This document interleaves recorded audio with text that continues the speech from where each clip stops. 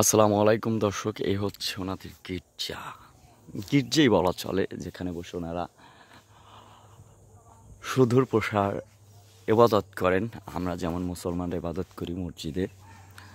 তো বিষয়টি দেখাচ্ছি কারণ ইসরায়েলি প্রধানমন্ত্রী যেভাবে মুসলমানদের ওপরে অন্যায় অবিচারভাবে অনেক শিশু, নারী, পুরুষদের হত্যা করেছেন, সেই বিষয়ের উপরে প্রেক্ষাপটে একটি ভিডিও বানাচ্ছি। আর ভিডিওটি বানানোর মেইন উদ্দেশ্য হলো গিয়ে এমন কাজ যেন পরবর্তীতে না করে, যদি করে থাকে তাহলে দেখা গেছে কি ওনাদের বিস্তার যেখানেই থাকুক মুসলিম সম্প্রদায়েরা বিনষ্ট করবেন। ইসরায়েলিরা যেভাবে হত্যা করছে মুসলিমদের, মনে করছিল ওনারা শুধু ওই দেশে অবস্থিত।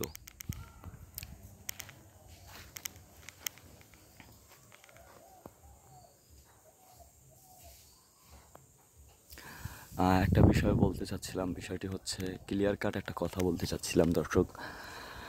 যিশু খ্রিস্টানদের পাক ও পবিত্র কন্যা ছিলেন মরিয়ম আলাইসাল্লাম, এবং মরিয়ম আলাইসাল্লামের সাথে আরও 4 জন নারীকে আল্লাহ তাআলা কোরআনের মধ্যে, হাদিসে বা নবীদের জীবনীর সাথে তুলে ধরেছেন। যেমন আপনাদের একটা বিষয় হচ্ছে ফিরআউনের স্ত্রী আসিয়া আলাইসাল্লাম, এবং আরও আছে আসিয়া আলাইসাল্লাম, মরিয়ম আলাইসাল্লাম, ওনারই সন্তান, যা আল্লাহ তাআলার এক মুজিজা দ্বারা সৃষ্টি করেছেন পৃথিবীতে, সেটা ছিল ঈসা আলাইসাল্লাম। তো এই বিষয়গুলো সম্পূর্ণ ইসলামিক দৃষ্টিতে যেভাবে তুলে ধরা হয়েছে, এদিকে যীশু খ্রিস্টানদের মাঝেও দিনের দাওয়াত দিতে এসে অনেক অন্যায় অবিচার করা হয়েছিল নবীদের উপরে বা রাসূলদের উপরে, বা আল্লাহ তাআলা যে নবীগণ রাসূলগণ পাঠিয়েছেন। তো যাই হোক, সর্বশেষ কথা হচ্ছে হযরত মুহাম্মদ সাল্লাল্লাহু আলাইহি সাল্লাম আল্লাহ তাআলার প্রেরিত রাসূল, আমরা তার উম্মত।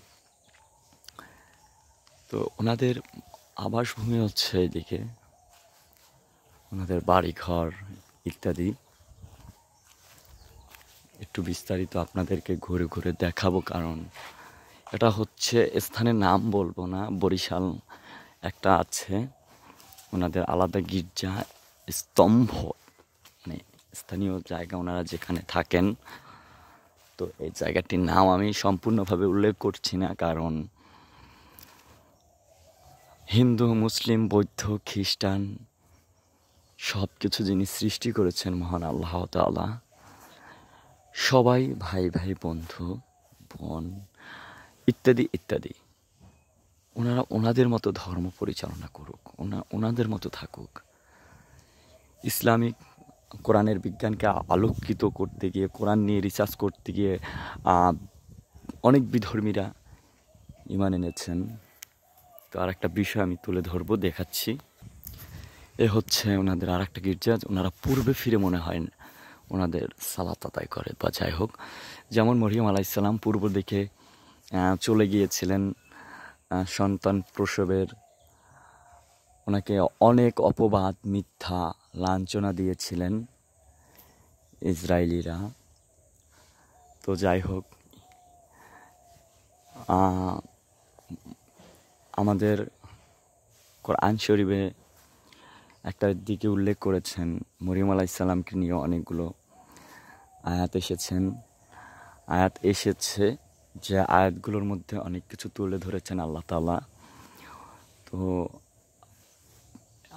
এখানে আপনারা দেখতে পাচ্ছেন এই দুইটা বিষয়, সম্পূর্ণ বিষয়টা আমি আস্তে আস্তে তুলে ধরবো, কারণ প্রত্যেক ব্যক্তিকেই মৃত্যুর স্বাদ গ্রহণ করতে হবে। এটাকে আরবিতে বলে মালাকুল মাউত। সকল প্রাণীকে মৃত্যুর স্বাদ একদিন গ্রহণ করতে হবে।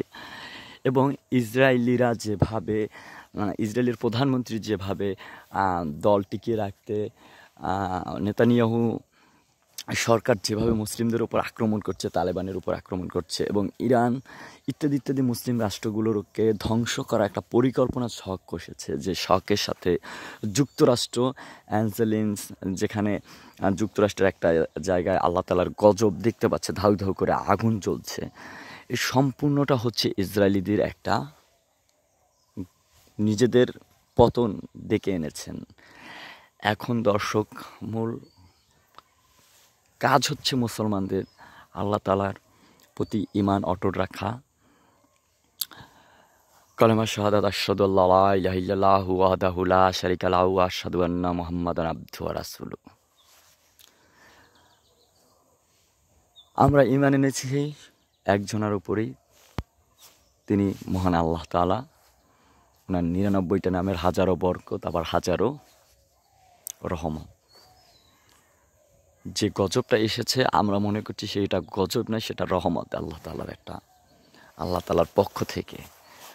তো দর্শকদের একটু বিস্তারিত কথা বলতে চাই যে এই যে জায়গাগুলো দেখছেন, এখানে খ্রিস্টানদের স্থায়ী বলতে ওনারা কিভাবে এসেছে, কেমনে কি করেছে, পরবর্তী একটা ভিডিওতে তুলে ধরবো। কিন্তু এই ভিডিওটা যদি মুসলিম হয়ে থাকেন তাহলে অবশ্যই ভিডিওটা শেয়ার করতে হবে, ভিডিওটা সম্পূর্ণ দেখবেন।